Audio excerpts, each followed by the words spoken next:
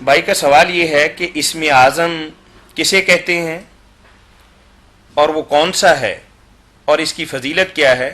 کہ اللہ کے سب اسماء مبارکہ اسم اعظم نہیں ہیں؟ وضاحت فرما دیں۔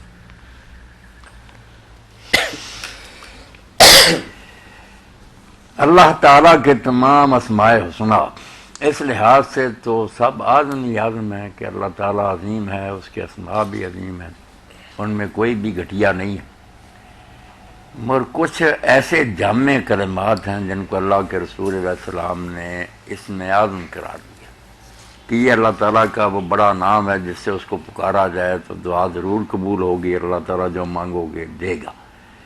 وہ کوئی ایک نام نہیں ہے کہ ہم بول دیں کہ وہ رحمان ہے یا رحیم ہے۔ کچھ لوگوں نے معلوم کرنے کی کوشش کی ہے کہ سورہ بقرہ میں بھی اور سورہ آل عمران کے شروع میں جو اسماء ہیں نا، کیونکہ ایک روایت میں آتا ہے کہ ان دونوں آیتوں میں چھپا ہوا تو الحی القیوم ہے کہ الحی القیوم جو ہے نا، اور حدیث پاک میں بھی آتا ہے کہ اللہ کے رسول علیہ السلام کو جب پریشانی ہوتی یا حالات جو تھے وہ ناگوار محسوس ہوتے تو آپ یا حی یا قیوم برحمتک استغیث یہ بہت پڑھتے، یا حی یا قیوم بھی اسم اعظم قرار دیا گیا۔ اور کچھ ایسی دعائیں بھی ہیں جس کو پڑھتے ہوئے آپ نے سنا کہ کوئی شخص نماز پڑھ رہا اور اپنی نماز میں اتحیات میں اس نے ذرا تھوڑی تھوڑی اونچی آواز سے پڑھا تو آپ نے فرمایا کہ اس نے اللہ کے اس نام سے اسم اعظم سے شروع کیا اپنی دعا کو کہ جس پر کوئی دعا کرے تو قبول ہوگی، مانگے گا تو دیا جائے گا۔ اللہم انی اسألک بأن لک الحمد لا الہ الا انت الحنان المنان بدیع السماوات والارض یا ذا الجلال والاکرام۔ ایسے کسی سے اللہم انی اسألک بسمک الذی الواحد الصمد الذی لم یلد، دونوں حدیثیں آتی ہیں مشکات میں آپ کو مل جائیں گی، علامہ البانی کی سلسلہ جو نماز نبوی اس میں بھی ہیں۔ ان دونوں کو سن کر آپ نے کہا کہ یہ اسم اعظم ہے اللہ کا جس پر دعا کی، تو جس میں جامعیت ہو کہ اللہ تعالیٰ کے ناموں کا تقریباً خلاصہ ہی آ گیا اس میں، اس کو کہہ دیتے ہیں کہ یہ اللہ کا بڑا اسم، ورنہ اللہ کے سب نام عظیم ہی عظیم۔ جی ٹھیک ہے مولانا، آپ کا طبی رجحان کس اسم کی طرف ہے کہ جسے ہم اسم اعظم کہہ سکتے ہیں؟ میں تو کہتا ہوں کہ یا ذا الجلال والاکرام اور یا حی یا قیوم، اس کا ذکر میرے بھائی بہنوں کو بہت کرنا چاہیے، کیونکہ یا ذا الجلال والاکرام کے بارے میں فرمایا عزو بیا ذا الجلال والاکرام، کہ یا ذا الجلال والاکرام کے ساتھ چمٹ جاؤ، یہ لفظ آپ نے فرمایا ہے۔ اور یا حی یا قیوم بھی ایسا ہی ہے، کیونکہ ہے بھی یہ نام ایسے کہ جو اللہ تعالیٰ کی ساری صفات ہیں نا ان کا خلاصہ اس میں آ جاتا ہے۔ اب کیا بیان کریں، وقت تھوڑا ہوتا نا ہمارے پاس، ورنہ جلال اور اکرام اور حیات اور جو ہے نا قیوم ہونا، اس میں ساری صفات فعلیہ اور صفات ذاتیہ جو ہیں سب آ جاتے ہیں۔ چلیں باقی اسماء میں تو آپ نے تطبیق دے دی، تو ان دونوں میں سے آپ ترجیح کسے دیتے ہیں؟ نہیں، ترجیح نہیں دے سکتے کیونکہ یعنی دونوں کا آپ نے ذکر کیا۔ ٹھیک ہے، یعنی آپ نے بتایا یہ کوئی لمبا چوڑا تو نہیں، دو تو نام ہے، یا ذا الجلال والاکرام یا حی یا قیوم۔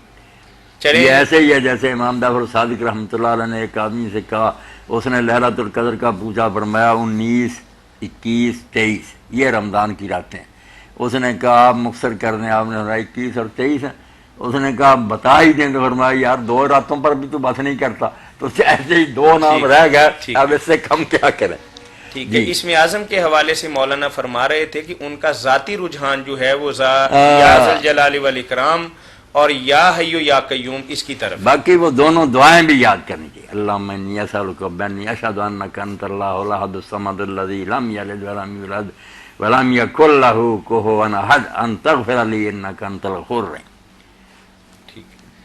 کوشش کیا کرے تھوڑی سی محنت سے اللہ کے رسول کے یہ برکت کلمے قیمتی گوہر اور موتی سمیٹ لینے چاہیے۔ ٹھیک ہے، جزاکم اللہ۔ ان کے کوئی پڑھنے کے خاص اوقات یا ورد کرنے کا کوئی خاص طریقہ؟ نہیں، کوئی خاص طریقہ نہیں، جب جی چاہے پڑھیں۔ کوئی باقی یہ ساری چیزیں جو ہے نا والعمل الصالح یرفع، جس طرح اللہ تعالیٰ فرماتا ہے کہ پاکیزہ کرمے ہیں جو ان کو آسمان کی طرف چڑھاتا ہے نیک عمل، پیچھے نیک عمل کا دھکا بھی ہو نا، آدمی دین پر عمل کرے، حرام سے بچے اور نیکی کے کام کرے۔ قرآن پاک کے یہ کلمات ہیں کہ کلمۃ طیب جو ہیں اچھی باتیں اور اچھے کلمے، ان کو والعمل الصالح یرفع، نیک عمل اوپر کو چڑھاتا ہے۔ اگر یہ پیچھے ہو ہی نہ اوپر چڑھانے والی کوئی بات ہے تو پھر کیا ہوگا؟ پڑھتے رہیں جو کلمے مر.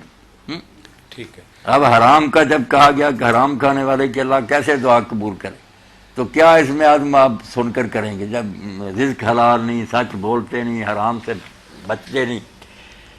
جی مولانا آپ کبھی کبھار اس حوالے سے فرماتے ہیں کہ یہ تو کمپیوٹر کے پاس ورڈ کی طرح ہے کہ اگر یہ مل گئے تو آپ کا سسٹم جو ہے یا جس چیز میں آپ جانا چاہتے ہیں اس میں آپ پہنچ جائیں گے، لیکن آپ کے پاس اگر سسٹم ہی نہیں ہے تو خالی کوڈ کیا کرے گا؟ ہاں، جزاکم اللہ خیر. حضرت علی رضی اللہ عنہ کی بات یہ سب لوگوں کے علم میں ہونی چاہیے کہ جو عمل کے بغیر دعا کرتا نا، عمل سے دونوں ہی مراد ہیں کہ جو کام نیکی کے دین نے بتایا وہ نہیں کرتا، فرائض کا پابند نہیں ہے، اور عمل سے مراد کوشش بھی ہے کہ جو کوشش کرنی چاہیے کہ آپ کھیتی کرتے ہیں اور چاہتے ہیں کہ بہت فصل حاصل ہو تو زمین کو مناسب موقع پر آپ وہاں ہل چلائیں، وہاں بوٹیاں تلف کریں، بیج بوئیں، کھاد دیں، پانی دیں، حفاظت کریں.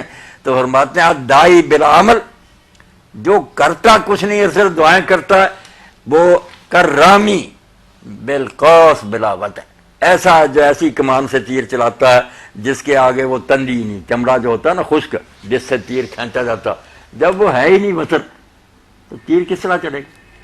یہ باتیں یاد رکھنی چاہیے نا. سارے ہم سے مطالبہ کرتے ہیں کہ جادو کی قسم کا کوئی منتر سکھا دیں، منتر وغیرہ کوئی نہیں. دین یہ کہتا کہ اللہ کے احکام پر عمل کرو، ساتھ دعائیں کرو، بالکل اللہ سنے گا. جی